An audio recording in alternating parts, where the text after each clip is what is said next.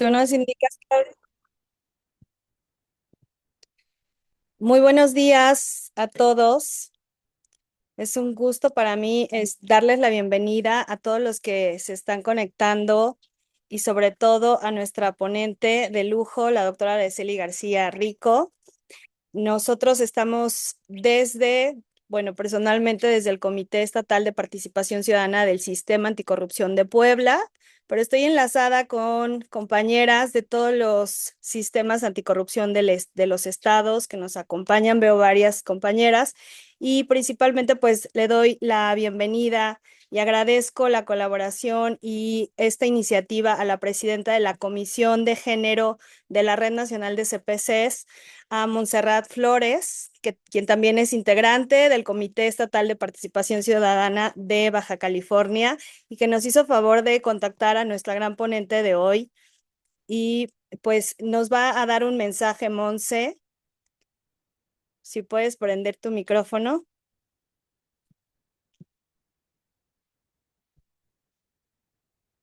A ver, ahí todavía no te escuchamos.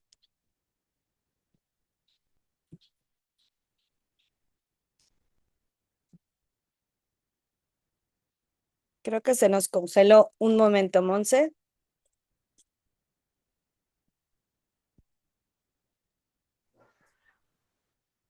¿Listo? Listo, Bueno, ahora sí, voy te a dar mi escuchamos.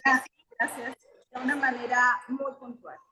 Primeramente, agradecer a todas aquellas personas que se han tomado la molestia, pero sobre todo el interés legítimo de participar en estas actividades.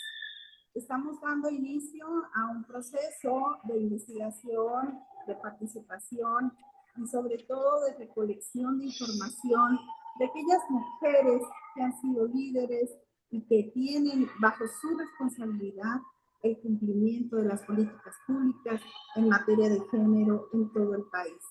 Iniciamos con nuestro estado orgullosamente desde Baja California Sur con la doctora Araceli. Te agradezco también infinitamente Y se escucha bajito. su participación y disposición. Espero que ya me escuchen. Van a ver mis ojos nada más, pero trataré de que me escuchen el mensaje.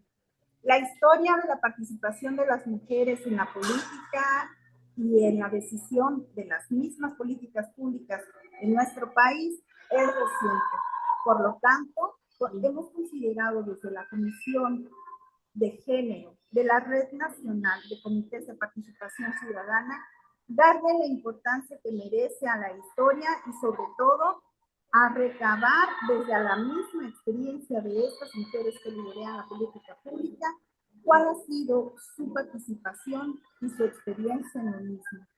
Por lo tanto, agradezco de nuevo a todas aquellas personas que están ahorita conectadas, recordándoles que los comités de participación ciudadana y la red ciudadana a nivel nacional de los comités de participación ciudadana somos personas preocupadas y preocupados por generar espacios cívicos para defender nuestros derechos humanos, entre ellos todo lo relativo hacia la perspectiva de género, hacia las acciones afirmativas y sobre todo la dignidad humana. Muchísimas gracias. Muchas gracias por tu mensaje, Monse. Y pues antes de hacer una breve reseña de toda la trayectoria que tiene nuestra ponente, pues me gustaría comentar el objetivo de esta plática, el por qué desde los sistemas anticorrupción estamos interesados y estamos promoviendo, como bien lo comentaba la presidenta Montserrat, el que estemos capacitándonos y concientizándonos de la importancia de los temas de género. Y toca precisamente hablar hoy de las políticas públicas en materia de perspectiva de género y de igualdad. Y lo hacemos también con la representación que tengo y que me honra tener, que es la de la presidencia de la Comisión de Política Nacional Anticorrupción de nuestra red de comités de participación ciudadana, porque Si bien nuestro objetivo principal es el combate a la corrupción, nuestras políticas estatales anticorrupción y nuestra política nacional anticorrupción tienen como principios y ejes rectores la perspectiva de género. Nunca debemos de olvidar que las acciones que realizamos en los comités de participación ciudadana deben de promover, como decía Monse, el respeto a los derechos humanos y la perspectiva de género. Estamos en un momento en el que debemos reconocer que las luchas de los derechos humanos son constantes y deben de ser de todos los días. Y principalmente en el tema de equidad de género, estamos todavía lejos de lograr los objetivos trazados desde hace años para llegar al 2030. Nuestra propia legislación nos mandata que todas las políticas públicas deben de contemplar que acotemos la brecha de las diferencias entre hombres y mujeres, y por eso todas las políticas deben de tender a la igualdad y a recuperar ese espacio que no hemos tenido las mujeres. Y principalmente en la política estatal anticorrupción y la política nacional, tenemos que contemplar que todas nuestras acciones tiendan precisamente hacia lograr esa igualdad. Y es por eso que nos interesa mucho y es de nuestra mayor prioridad el estarnos capacitando y difundiendo esta información.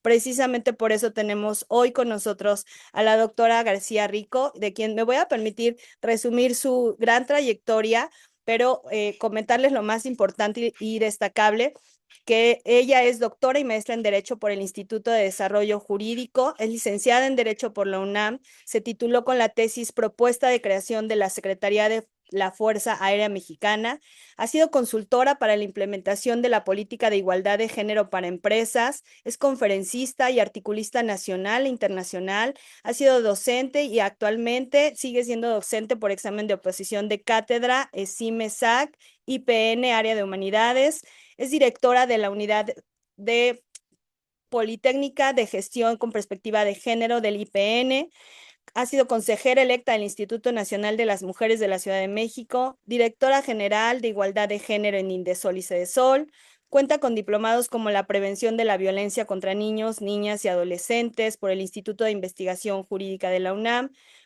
un diplomado en prevención social de las violencias por la Fundación SLIM y Facultad de Trabajo Social de la UNAM, un diplomado contra la violencia de género y la no revictimización hacia la mujer en los medios de comunicación por la Secretaría de la Mujer del Estado de México, y actualmente se desempeña como directora general del Instituto de las Mujeres del municipio de Los Cabos.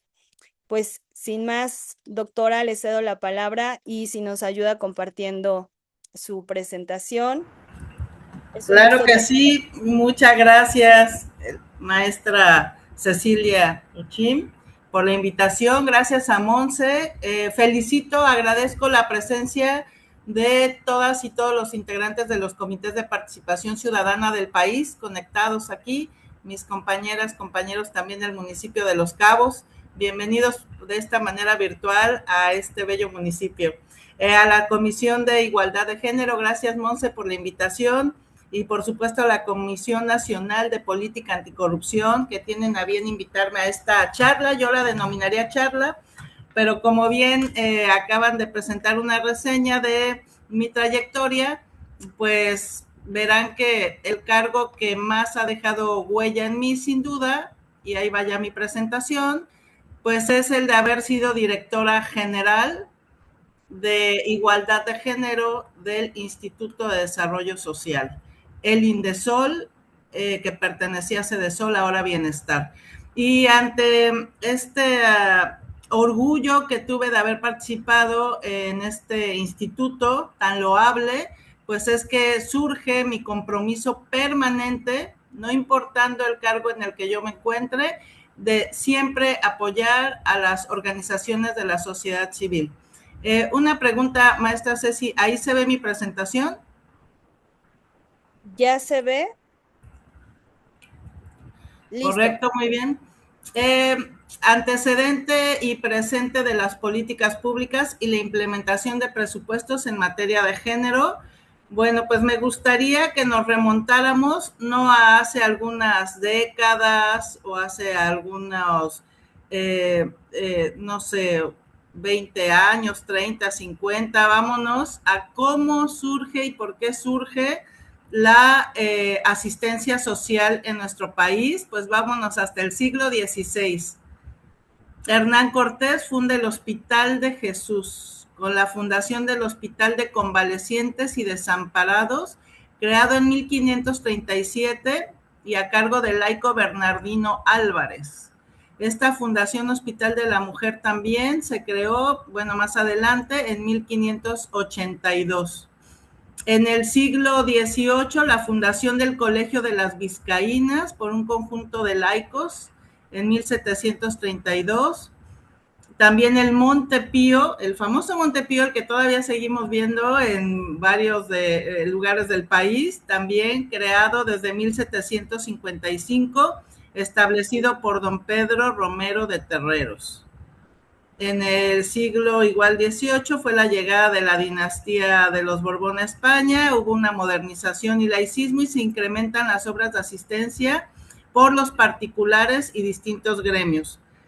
Pero vámonos a tiempos actuales y, bueno, actuales hace 53 años, en aquel año de 1973, el origen jurídico y particularidades de las organizaciones de la sociedad civil, el llamado tercer sector, cuando ya se empezaba a hablar de él, algunas reflexiones, pues surge en 1973 por Theodore Levitt en su artículo El tercer sector, las nuevas tácticas para la responsabilidad de la sociedad. En él afirma que se trata de un espacio de actuación pública que no cabe ni en el Estado ni en el mercado, o sea, ni en la empresa. Por tanto, es una definición residual explicada a partir de lo que no es lucrativo y de lo que tampoco va a constituir una estructura legitimada del poder político. Desde el Centro de Estudios de la Sociedad Civil en Baltimore se ha definido a este sector como una serie de organizaciones formales e informales, y ojo, registradas o no, privadas en el sentido de no formar parte de la estructura institucional del Estado. Y aquí viene mi reconocimiento total, porque sin duda la sociedad civil es tan fuerte, tan poderosa, que transforma las leyes y las políticas públicas de un país. Hay distintos niveles de impacto, ya lo veremos más adelante. En nuestro derecho constitucional, pues la libertad de asociación está reconocido en el artículo 9 de la Constitución Política de los Estados Unidos Mexicanos. Permite que las personas nos organicemos para participar en la vida pública y este derecho fortalece la democracia al garantizar la participación de la sociedad en la toma de decisiones. Y a nivel internacional tenemos la Declaración Universal de los Derechos Humanos que protege la libertad de opinión, la libertad de expresión, de reunión y de asociación pacífica.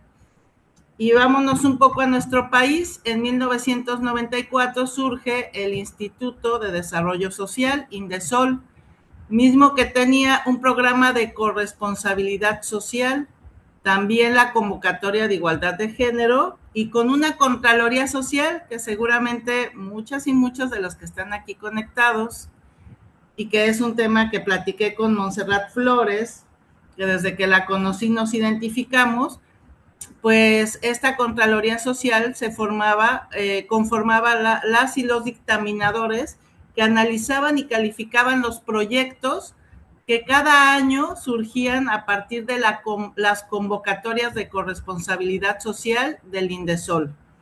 También en el INDESOL se operaba el programa de PAIMEF, creado en el 2003 por la Comisión en ese entonces de Equidad de Género de la Cámara de Diputados, que era el único programa que dotaba de recurso a las IMEF, que son los mecanismos de las instancias de las mujeres en todo el país. Pero, ¿qué significaba dotarles de recurso para la atención y la prevención de la violencia? Pues que eran temas tangibles, es decir, si le destinaban ciertos millones de pesos a, ejemplo, al estado de Tabasco, que ahí hubo un ejemplo increíble, lo podía operar en pagar a profesionistas como abogadas, psicólogas y trabajadoras sociales, hombres o mujeres, que apoyaran a prevenir las violencias, a dar capacitaciones, a recorrer todos los municipios y las comunidades más lejanas. Les permitía tener la línea telefónica de atención inmediata. Les permitía también tener unidades móviles para que no solamente la atención se centrara en las capitales de los estados, sino que llegara hasta los lugares más lejanos. Y puse el ejemplo de Tabasco porque ahí se inauguró una unidad móvil pluvial que transitaba por el río Grijalva y el Usumacinta, que además tuvimos la gran experiencia de hacerlo, para poder llegar a los Aztlanes, que son estas zonas que están alejadas por estos ríos y que solamente así navegando se puede llegar a donde estaban las oficinas. ¿Y qué hacía el PAIMEF? Pues dotaba de apoyos tangibles, directos, para poder dar estos servicios, ¿no? El PAIMEF, bueno, al paso de los años se transformó, ya lo veremos, en lo que ahora es el PAIBIM.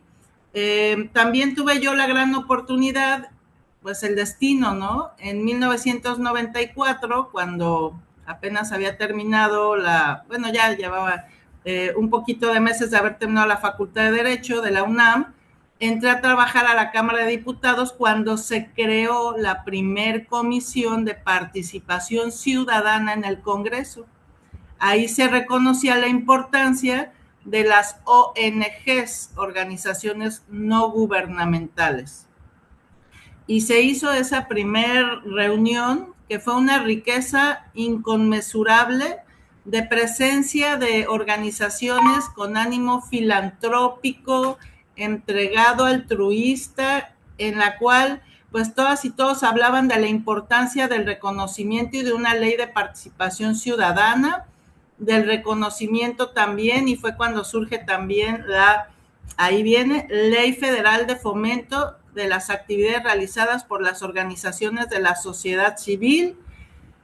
Ahí empezaron como los primeros visos de esta ley tan importante que se publica hasta el 2004. Este marco legal fue para reconocer, promover y fortalecer a las organizaciones de la sociedad civil, marcando un cambio en su relación con las autoridades gubernamentales.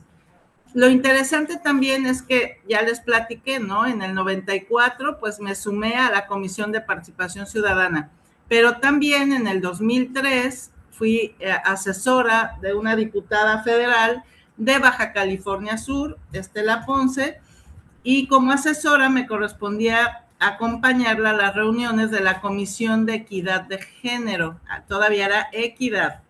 Y en esta Comisión de Equidad de Género de aquel 2003-2006 surge el programa del PAIMEF, el cual les acabo de relatar a grandes rasgos, pues de su gran importancia y de la huella que dejó durante tantos años, décadas prácticamente, y que era el único programa a nivel federal que en el anexo 13 nunca tuvo una reducción. A esto voy porque era tan importante, era tan loable, era tan necesario, que era el que dotaba a los institutos de las mujeres, secretarías de las mujeres o coordinaciones, como se llamara en cada estado, por eso son las IMEF, de todo este recurso inmediato para poder atender, prevenir la violencia contra las mujeres, sus hijas e hijos. Y bueno, pues, ¿qué es una organización de la sociedad civil? Un grupo de personas que se organiza voluntariamente para atender una necesidad o resolver un problema de su comunidad. Se caracteriza por no tener fines de lucro, por ser autónoma e independiente de los gobiernos, destinar sus recursos a su causa social, contribuir al bienestar y a la participación ciudadana, y su objetivo es generar un impacto positivo en la sociedad. Aquí si me preguntara yo qué me llevé de Indesol cuando tuve la fortuna de compartir con María Angélica Luna Parra, que era la titular del mismo, pues era justamente que las organizaciones de la sociedad civil tienen distintos niveles de impacto. Si tú tienes algún problema o causa en tu familia, en tu calle, en tu colonia, pues creas esta asociación vecinal o esta causa personal que tengas, algún tema de alguna condición específica de algún miembro de tu familia, y entonces creas tu asociación para buscar apoyos, para poder atender con toda la debida diligencia esa problemática, y sería tu nivel de impacto número 1. Pero el número 2 es cuando ya impactas quizá en tu municipio, quizá lo llevas a las escuelas, lo llevas con los comités de participación ciudadana que existan, en fin. Nivel número 3, cuando ya se reconoce que esa organización, fundación, IAP, pues es necesaria para el desarrollo de las actividades propias de la comunidad. Pero el nivel número 4 es cuando trasciende y transforma la política pública.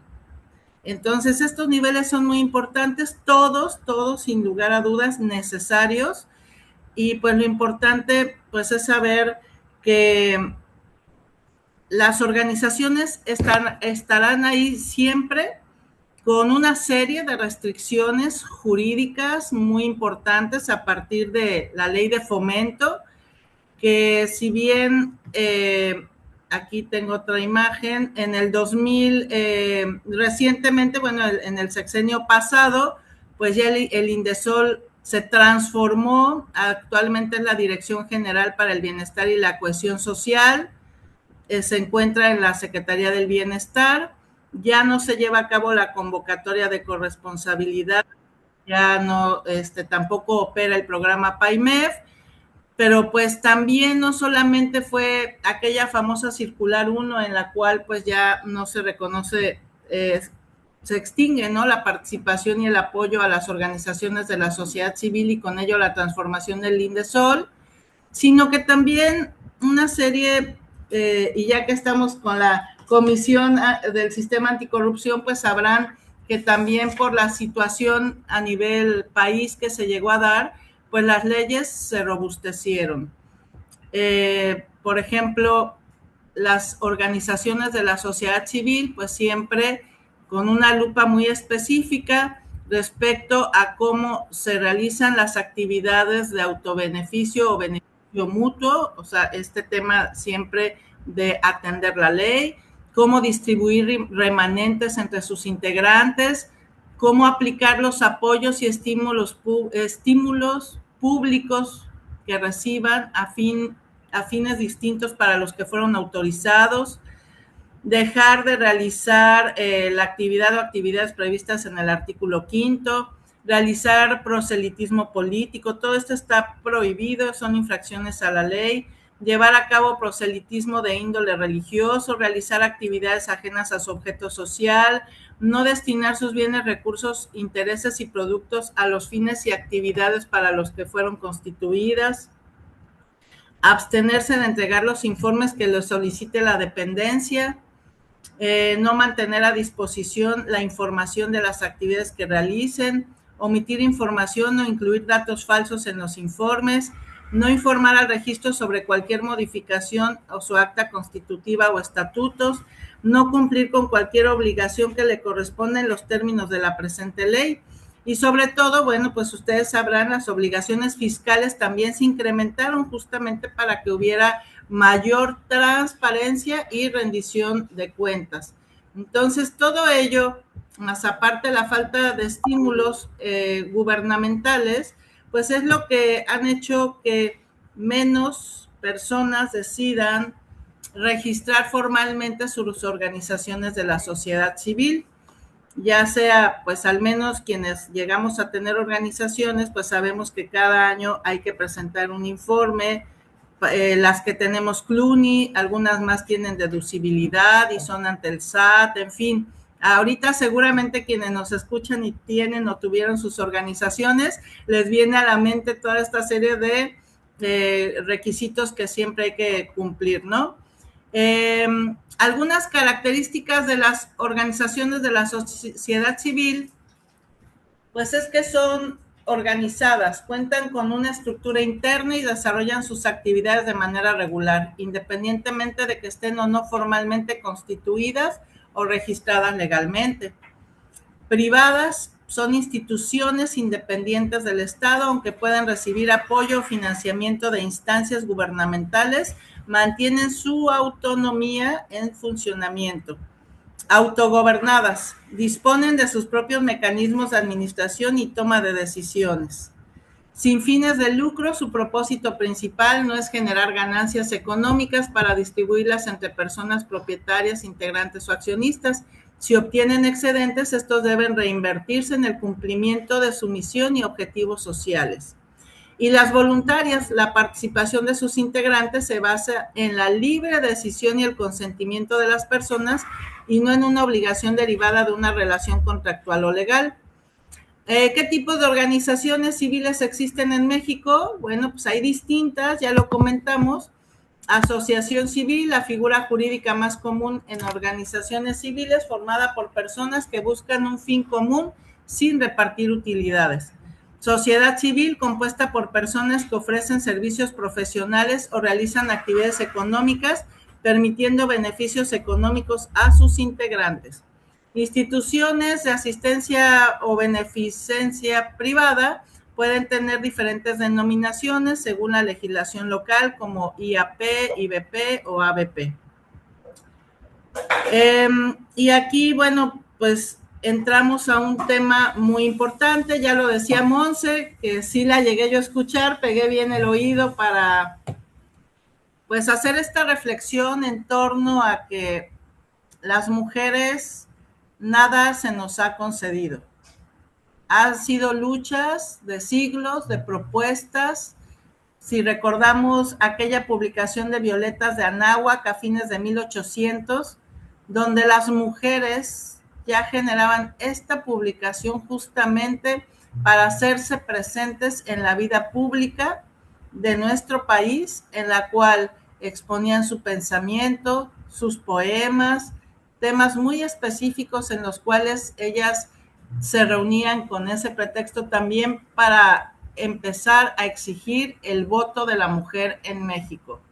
En 1916 fue un parteaguas, aquel primer congreso feminista en Yucatán, en donde Salvador Alvarado, como gobernador, congrega, invita y permite que se lleve a cabo este gran congreso, en donde la mayoría de las asistentes eran maestras, muchas se dedicaban al ramo de la enfermería, y que de ahí surge una primer gran agenda que exigían jornadas laborales remuneradas, participación en la vida pública, sistema de salud adecuado, mayores oportunidades educativas y, en fin, una serie de, y obviamente participar en la vida pública, que ahí fue muy importante, pues estuvo presente una mujer extraordinaria, Hermila Galindo, que ya participaba en el gabinete, no con la responsabilidad que le correspondía,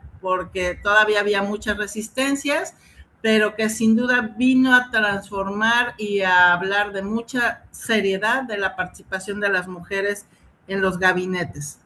Hermila Galindo, Elvia Carrillo Puerto, Rosa Tzip, Rosa Peniche, Beatriz Peniche y Rosa Tzip, ¿no? Que fueron, si lo recordamos en nuestra historia, pues las primeras regidoras y posteriormente legisladoras. Y Elvia Carrillo Puerto, pues ni se diga, la monja roja, siempre con estas ideas revolucionarias y de participación de las mujeres. Nuestra escalera de derechos ha sido sinuosa, porque no crean que aquellas mujeres que levantaban la voz eran muy bien vistas por la sociedad.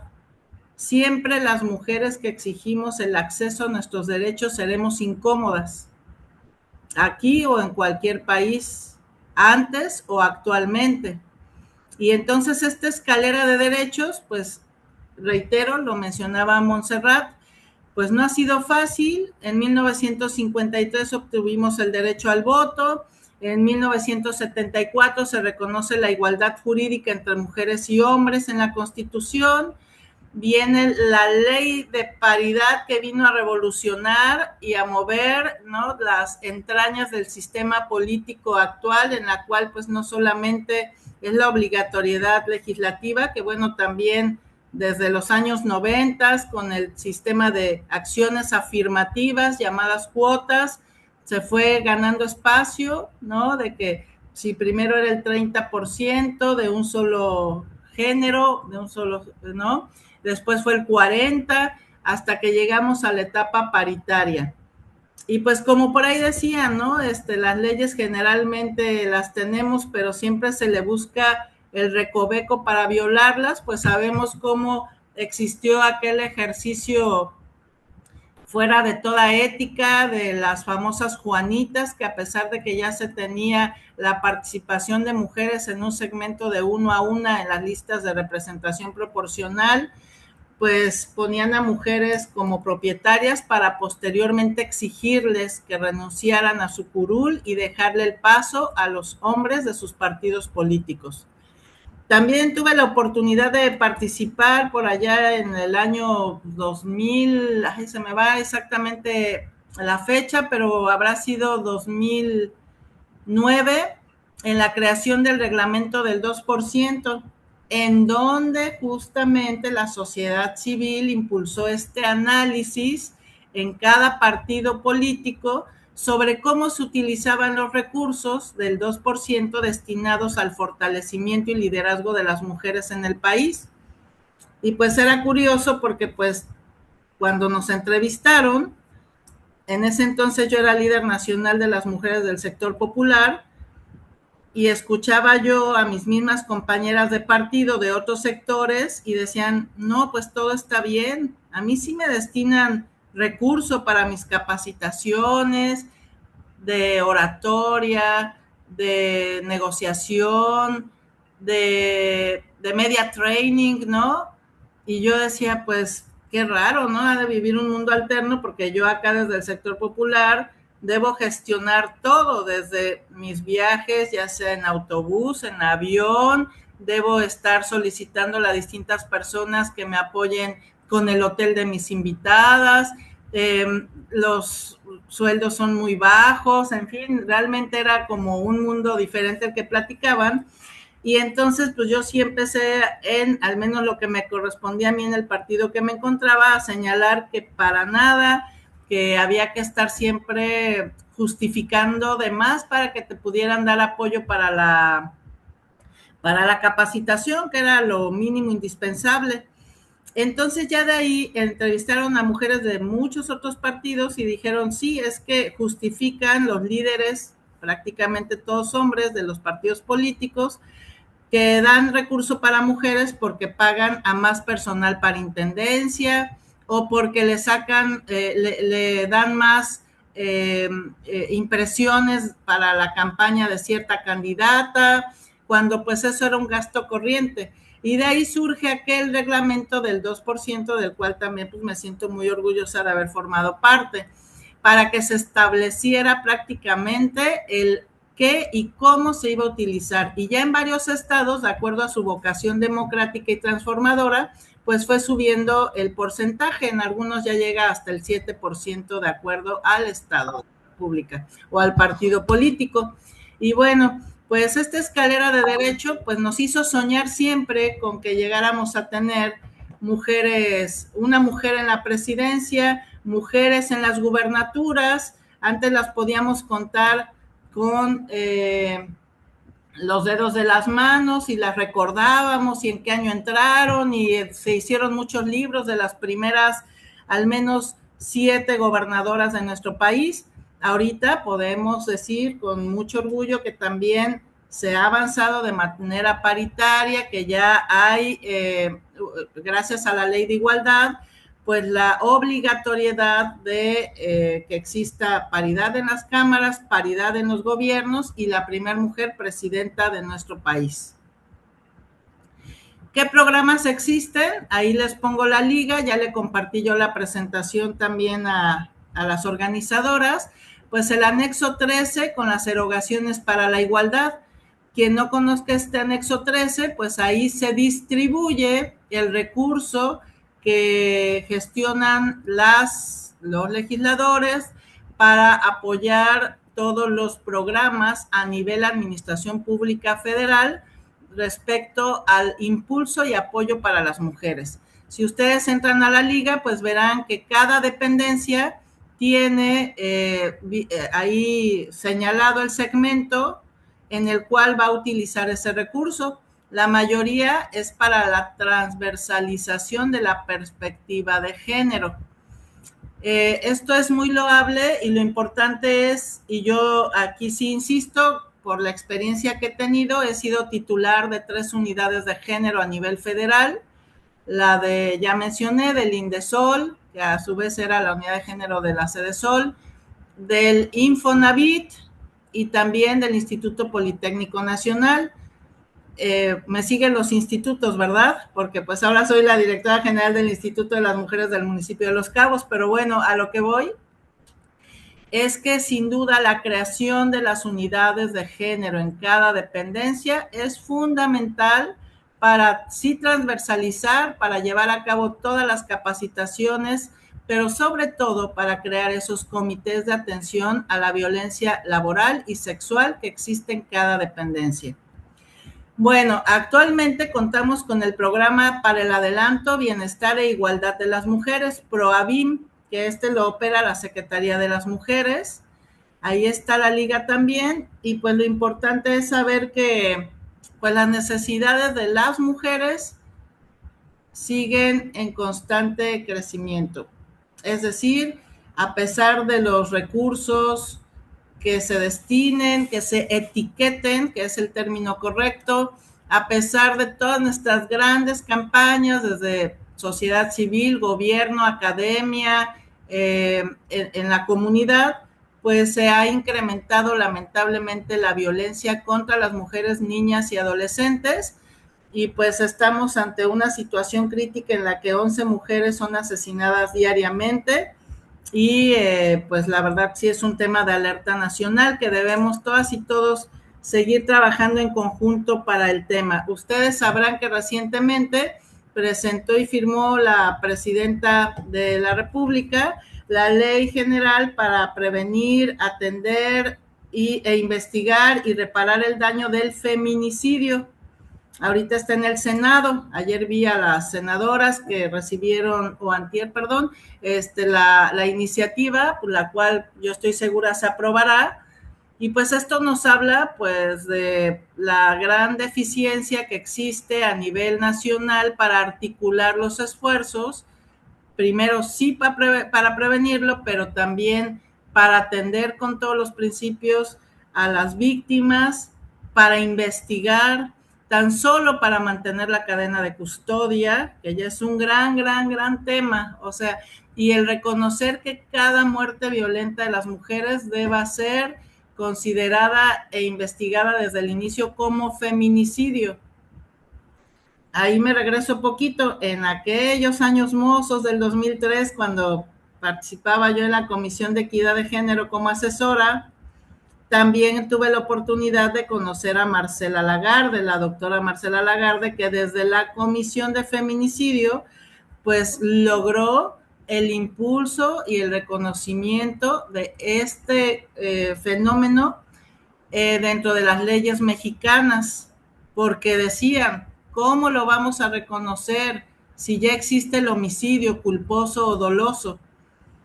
Yo estudié en la Facultad de Derecho de la UNAM y ahí las mismas, lo voy a decir en términos muy coloquiales, las vacas sagradas del derecho penal decían que no tenía por qué haber un delito específico para reconocer o distinguir entre el homicidio de una mujer y de un hombre. Pero ya dada el análisis, las recomendaciones de Campo Algodonero, más las de Rosendo Cantú y las que les vengan a ustedes en mente, es que se reconoce el delito de feminicidio, artículo 325 del Código Penal Federal, para que ustedes ahí también puedan leer todas las atenuantes de lo que significa el feminicidio, el delito de feminicidio como tal. Y bueno, pues también existe el Premio de Acción Voluntaria y Solidaria, impulsado por la Secretaría del Bienestar, y es un reconocimiento que se da por varias instituciones del gobierno de la República. Y por cierto, cierra la convocatoria el 20 de agosto. Si tienen por ahí sus propuestas para nominarlas, pues adelante. Aquí yo haré un pequeño paréntesis. En algunos años, bueno, por allá del 2014, 2015, le dieron el reconocimiento a una organización verdaderamente ejemplar, que era las patronas.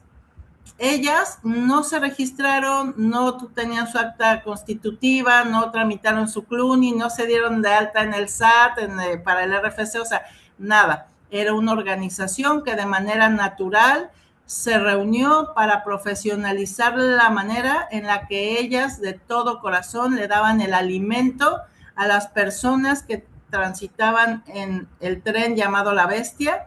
¿Y por qué se profesionalizaron? Porque aprendieron qué preparar, cómo embolsarlo y cómo incluso arrojarlo cuando iba pasando la bestia, sin que la persona que recibía el alimento fuera a caerse de la misma o a tener un accidente, ni ellas también se fueran a tropezar estando en tierra, con el esfuerzo tremendo de darle alimento a quienes más lo necesitaban. Y ellas fueron premiadas en esa ocasión. Y tenemos otra organización que yo admiro, reconozco, y que por cierto hoy es el cumpleaños de Santiago Velázquez, de Vida Independiente México, que también ha ganado muchos premios nacionales e internacionales y que ha trascendido todos los niveles de impacto, como les decía hace rato, que es el tema de cómo las personas con discapacidad motriz no solamente se les da la capacitación entre iguales, es decir, una persona con discapacidad motriz capacita a quien nace o adquiere esta misma discapacidad y va a utilizar la silla de ruedas.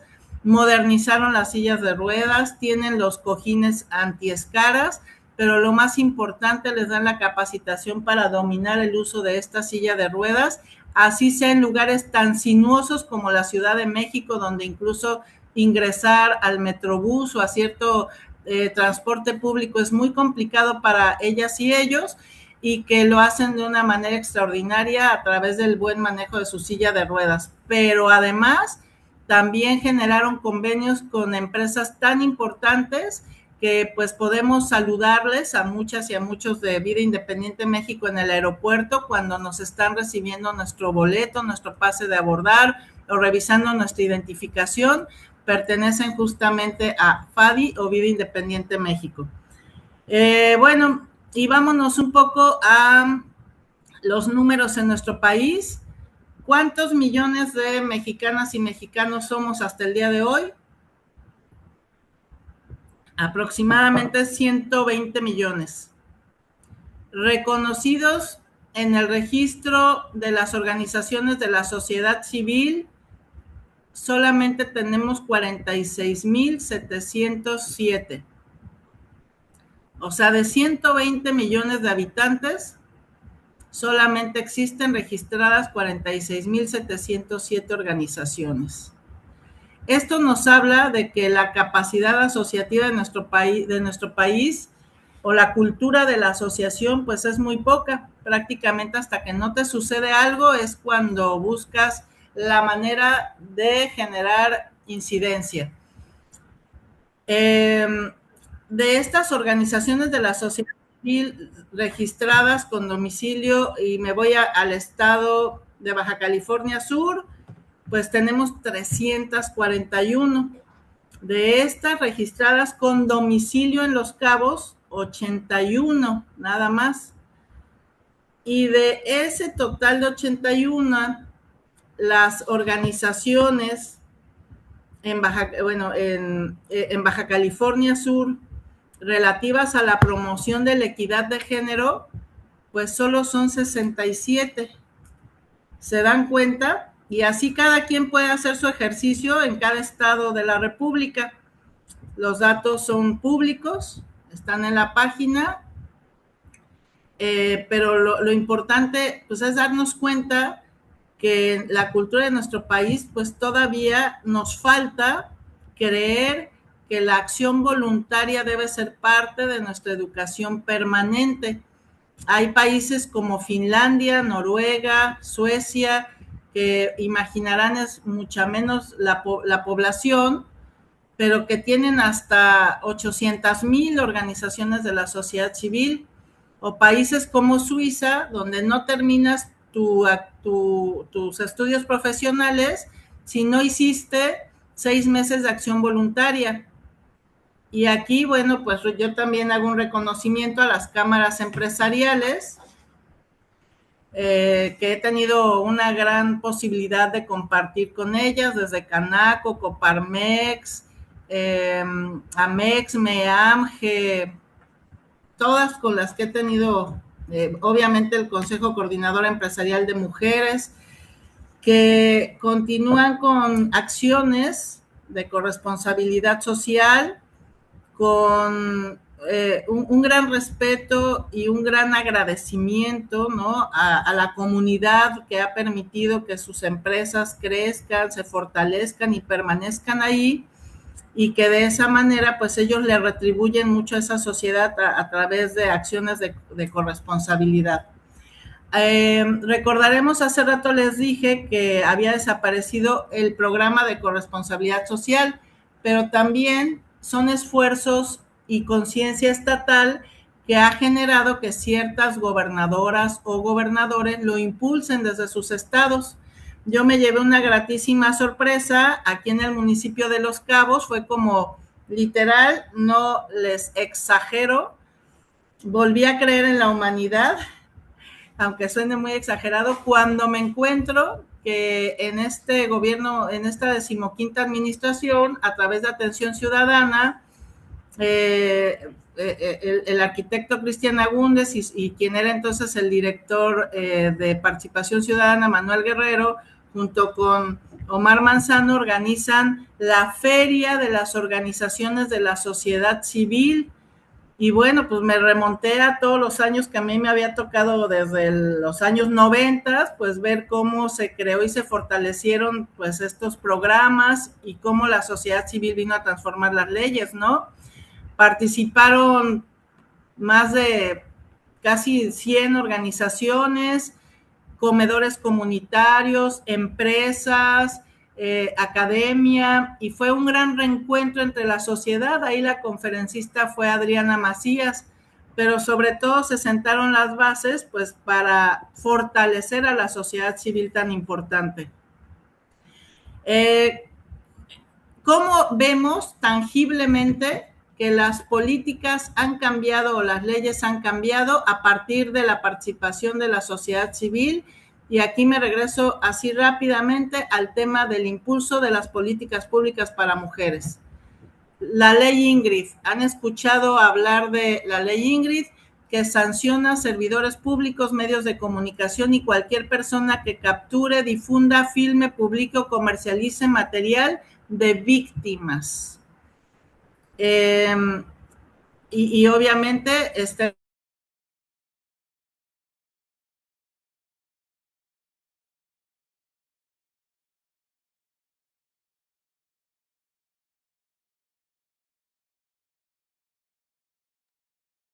Doctora Araceli, ¿nos escucha? La dejamos de oír. Sí.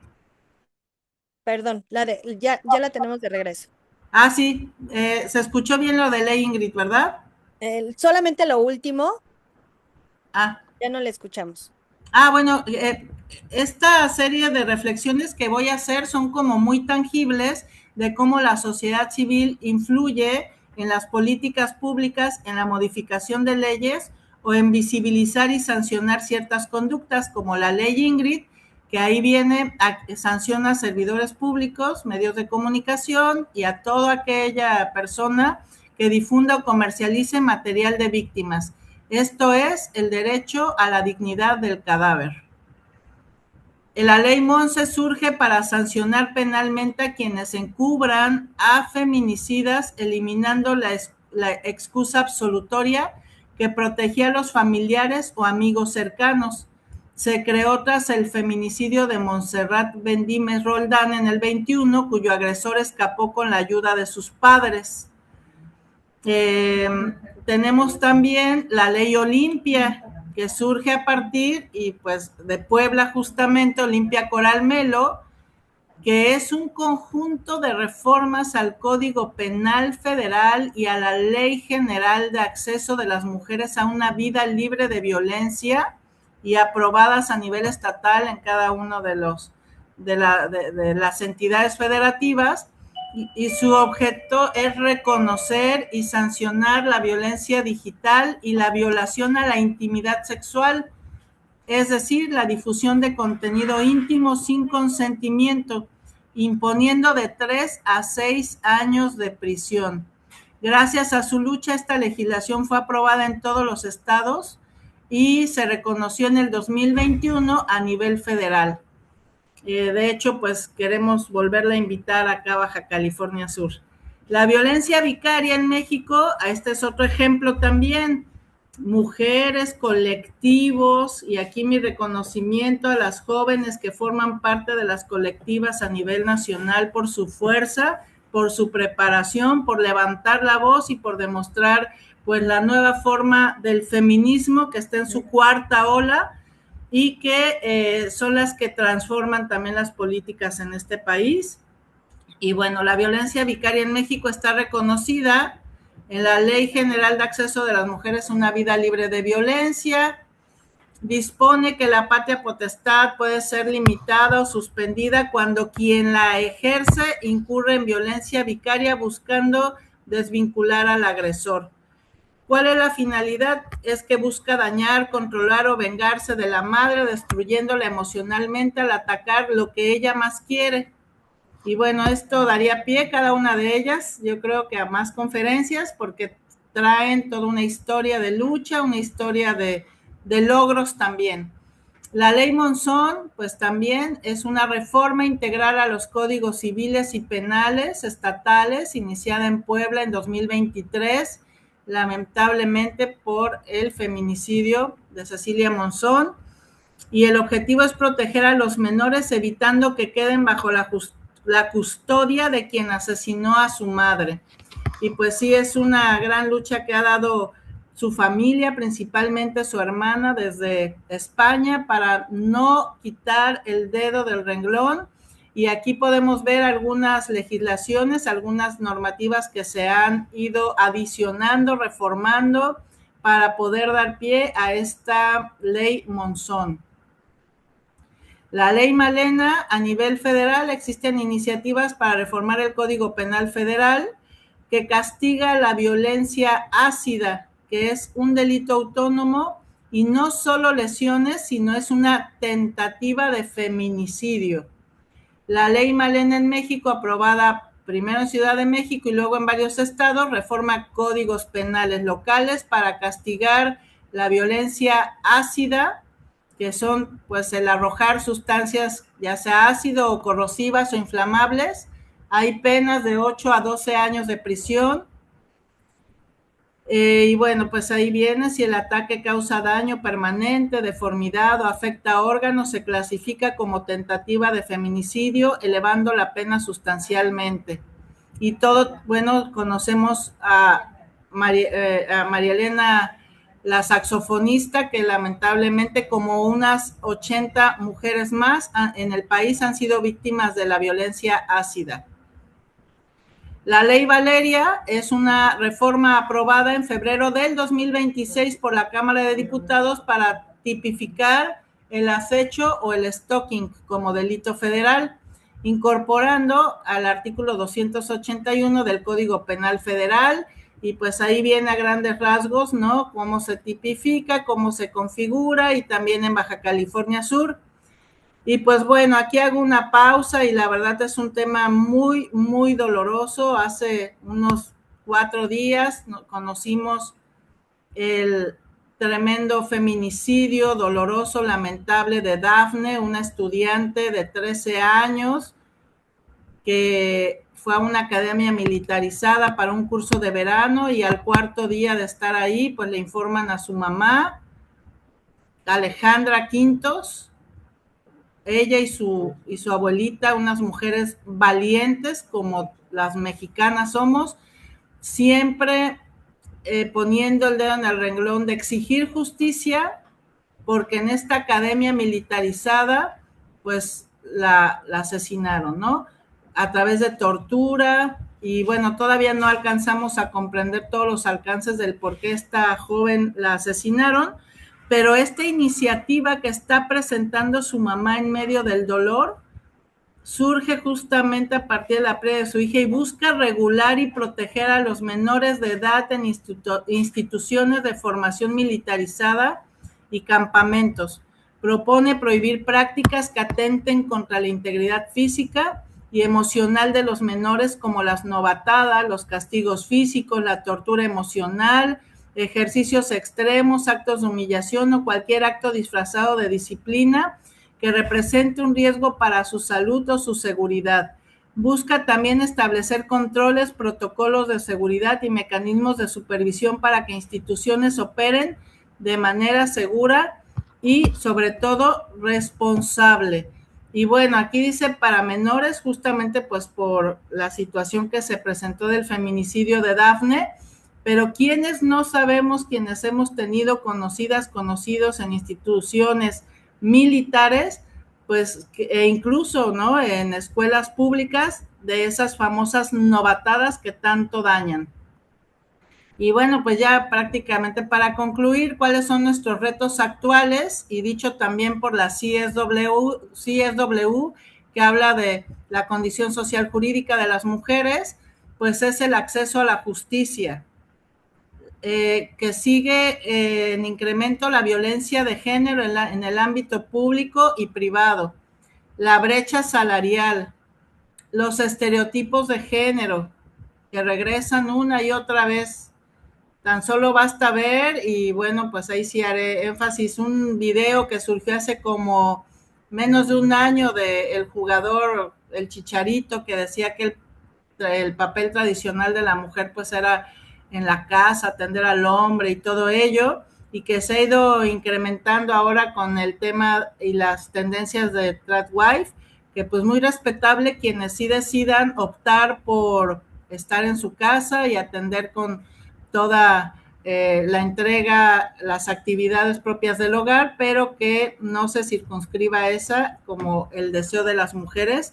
Y al final voy a abordar el otro tema que también han mencionado mucho en la StatWife, también la corresponsabilidad en los cuidados, el acceso de las mujeres a áreas STEM o áreas científicas, tecnológicas, de ingenierías, matemáticas, a la autonomía económica, la regularización de la propiedad y la tierra, acceso a servicios de salud de calidad y de prevención, y obviamente pues con toda la tecnología que los retos de ser mujer implican, desaparición forzada, amenazas a la libertad de expresión, amenazas contra madres buscadoras y por supuesto el derecho al voto. Sí, o sea, si estamos hablando que en 1953 lo obtuvimos a nivel federal y ahorita se habla que puede existir la posibilidad de que, pues, aunque sea una persona de la familia lo puede ejercer y que sea el hombre,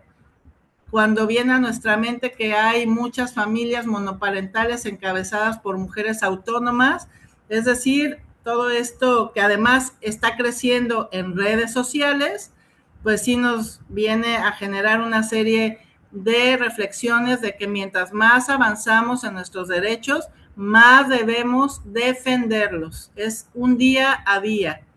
Recientemente invitamos a Los Cabos a la creadora del violentómetro, a la doctora Marta Tronco, destacada investigadora, y nos dijo, pues de acuerdo a mis últimas investigaciones, el violentómetro que todas y todos conocemos en México y en muchos países, y que se ha hecho la traducción a distintos idiomas y a distintas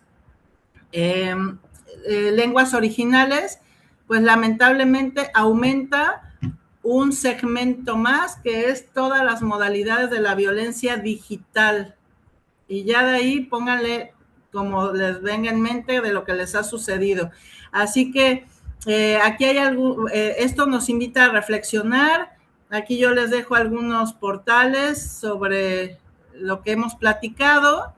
También acá en Los Cabos tenemos en el Instituto de las Mujeres pues una línea naranja que valga el día que hoy es 24/7, nosotras así trabajamos 24/7 en la línea naranja, con la Unidad de Atención Libre de Violencia, en coordinación con la Mesa Violeta, en coordinación con las autoridades municipales y estatales para darle la mejor atención a las mujeres, niñas, niños, y también con las patrullas violetas, que dependen de la Dirección General de Seguridad, y obviamente pues en la línea del 079, que ayer que platicaba con la impulsora de Tejedoras de la Patria, que nos dice que el 079 tiene también un convenio con Uber y que si es por situación de violencia extrema, pues incluso los Ubers prácticamente les dan el servicio gratuitamente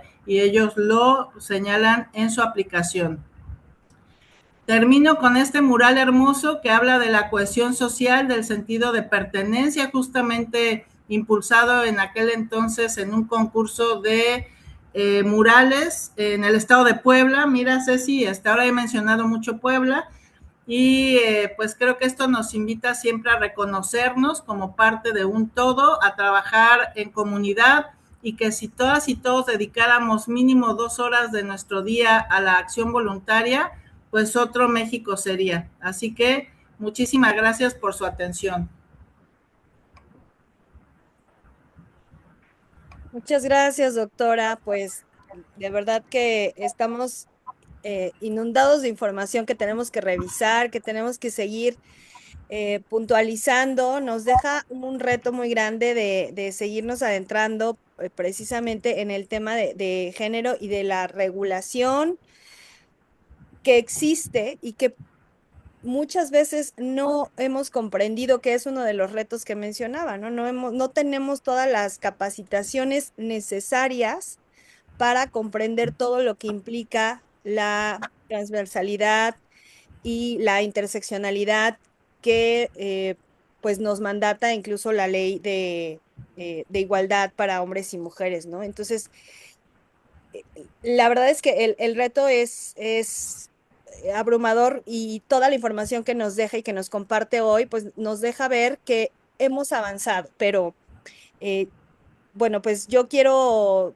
dar pie a las preguntas y respuestas. Por ahí les puse un mensaje en el chat. Si alguien tiene una pregunta, una duda que nos pueda resolver la doctora Araceli, adelante, nos la comparten ahí en el chat. Pero mientras quisiera eh, preguntarle particularmente de estos retos que nos señala sobre la brecha que tenemos para lograr la igualdad de género en la aplicación de las políticas públicas. ¿Qué le parece dentro de la gestión que usted está realizando en el instituto? ¿Qué ha sido lo más difícil? ¿Cuál es el reto al que se está enfrentando en precisamente la aplicación de las políticas públicas en materia de género?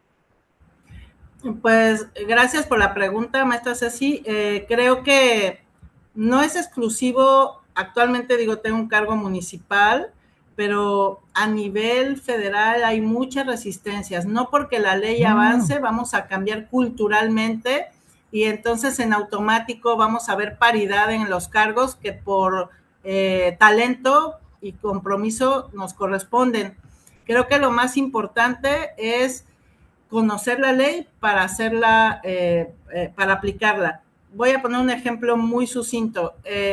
Tuve la oportunidad de trabajar con la que fue la primer mujer secretaria general del Instituto Politécnico Nacional, la primer mujer en prácticamente pues más de 70 años, ¿no?, de creación del instituto. Y ya existía la ley de paridad.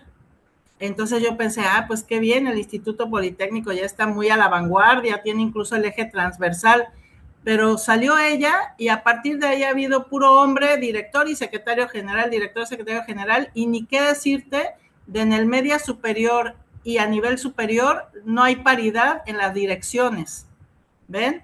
Entonces, y forman parte de la Administración Pública Federal, de la SEP. Y si nos ponemos los lentes violeta y observamos los gabinetes de los distintos lugares municipales o estatales, pues todavía estamos a años luz de que se logre esta paridad y que los retos siguen creciendo, como lo mencionaba ahí pues de manera resumida.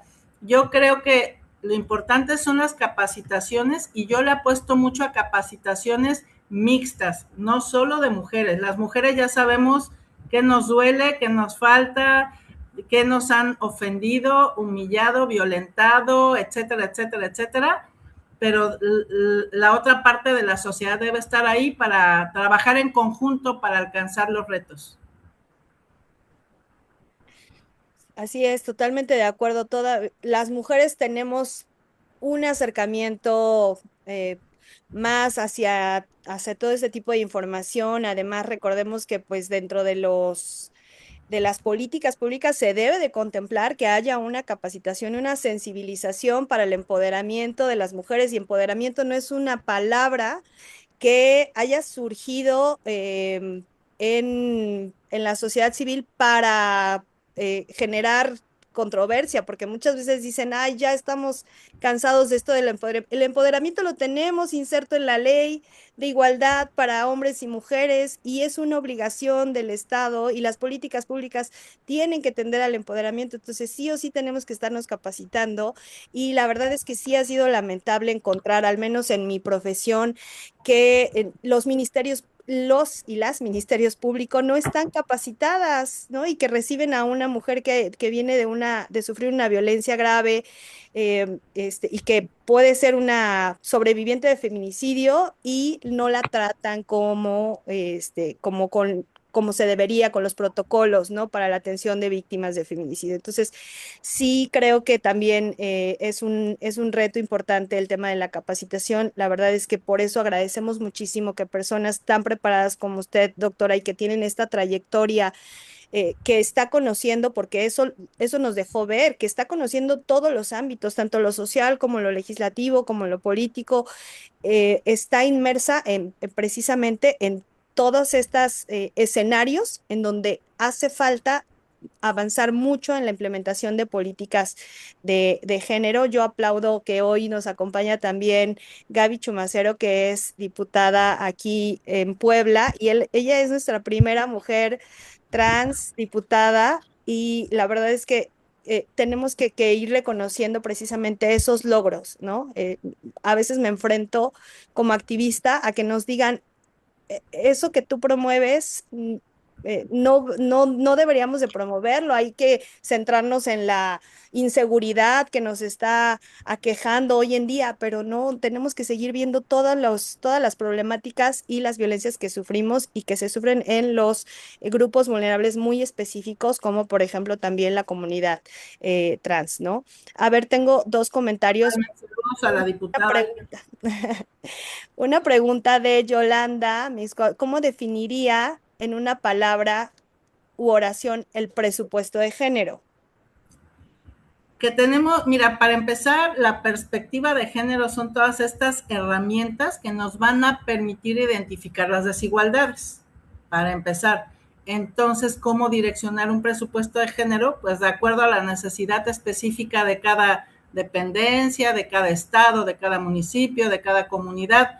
Entonces, para empezar es qué presupuesto se tiene o que no se tiene y que vas a luchar por él, para de esa manera ir atendiendo la problemática específica que permita que las mujeres alcancemos la igualdad.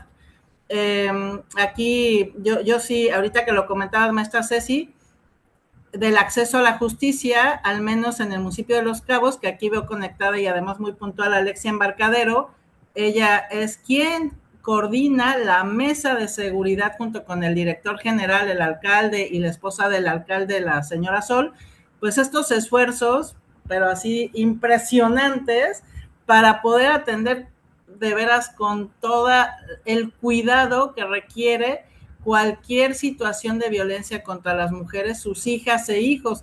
Y estamos así bien coordinados, bien aceitado ahí el andamiaje de cómo vamos a atenderlos. Y pues ya volviendo al tema del presupuesto de género, es identificar la causa o la preocupación, reducir esas brechas, que es importante, y sobre todo indicadores que te permitan evaluar que ese presupuesto asignado en realidad está aminorando el problema o resolviéndolo. Correcto, así es, y pues esperemos también que los presupuestos de género sean fijos, ¿no? Que no se vayan moviendo, que no se reduzcan, que más bien vayan incrementando, pero que no permitamos que se reduzcan. Eso sería que también algo muy, muy necesario. Tenemos un comentario de, bueno, su nombre está como Xiaomi, pero nos dice, se avanza, pero falta. Decía la licenciada María Angélica Luna Parra, se han abierto puertas, pero necesitamos dejar un pie en la puerta para que no nos la cierren. Saúl Reyes. Ah, muy bien, Saúl. Así es, gracias por tu comentario y es lo que decíamos cuando iniciamos la plática, totalmente. Necesitamos pues seguir avanzando y recordemos que la lucha de los derechos humanos pues es una lucha constante, nada se puede dar por sentado. Pues le manda muchos saludos Gaby Chumacero ahí en el chat y pues creo que si ya no hay más preguntas, podemos ir cerrando, doctora Araceli. Les vamos a compartir a quienes se registraron y que asistieron a la plática de hoy, la presentación de la doctora para que podamos darle clic a todos esos links que nos dejó, ir pues sumergiéndonos mucho más, adentrándonos más en toda la regulación. Pues les agradecemos muchísimo su asistencia, su participación. Monse, la presidenta de la Comisión de Género, le agradece mucho la aportación que nos hace, su tiempo, los comités de participación ciudadana y la Red Nacional de Comités de Participación Ciudadana. Le agradecemos que tenga esta disposición. Nosotros nos vinculamos con instituciones y organizaciones de sociedad civil pidiéndoles que abonen a todas las causas, ¿no? Tanto a la lucha contra la corrupción como a la perspectiva de género, porque nosotros pues trabajamos de eso, de vinculaciones y agradecemos de verdad que la gente se dé el tiempo para brindarnos su conocimiento y compartirlos. Doctora Araceli, le agradecemos muchísimo su participación a mis compañeros y colegas de los CPCs. Gracias por estar aquí presentes y gracias a la Comisión de Género también aquí veo a mis compañeras y compañeros. Gracias por asistir y acompañarnos. No, hombre, al contrario, muy agradecida. También decirles que se conectó Eloísa Mancera, es la secretaria general del Sindicato Rosa a nivel nacional y que también hace un esfuerzo inconmensurable de apoyo a las mujeres en los sindicatos porque menos están ahí representadas. Entonces, ahora con la reforma a la Ley Federal del Trabajo, que ya hay elecciones democráticas, pues es muy importante fortalecer a quienes aspiren a dirigir sus sindicatos. Y gracias a todas y a todos. Sí. Gracias, un abrazo.